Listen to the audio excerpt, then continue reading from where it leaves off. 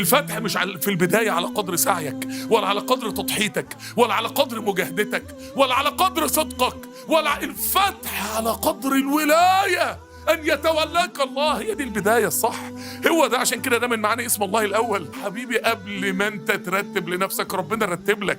لفرحي بأول هذا الأمر أكبر من فرحي بآخره. فرحي إن ربنا رتب لي إن أنا أشتغل في الدعوة أعظم من فرحي إن أنا بشتغل في الدعوة وإن أنا بسعى في الدعوة. إن ربنا الأول. كل فتح وكل خير في حياتك افتكر ربنا الأول، إن الأول هو الله سبحانه وتعالى. كل رزق أنت سعيت عشان تجيبه ربنا الأول هو اللي رتبه لك الأول.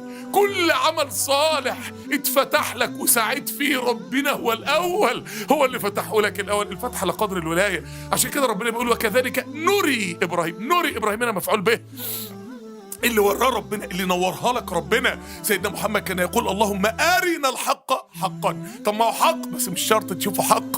وأرنا الباطل باطلا. سيدنا موسى كان يقول رب أرني أنظر إليك، مش اجعلني أنظر، أرني الأول. إن ربنا يوريك في القضية، إن ربنا ينورها لك. عشان كده إني أراك وقومك في ضلال مبين. رأى الباطل باطلا فربنا قال وكذلك كما أريناه الباطل باطلا سنريه الحق حقا وكذلك نري إبراهيم ملكوت السماوات والأرض.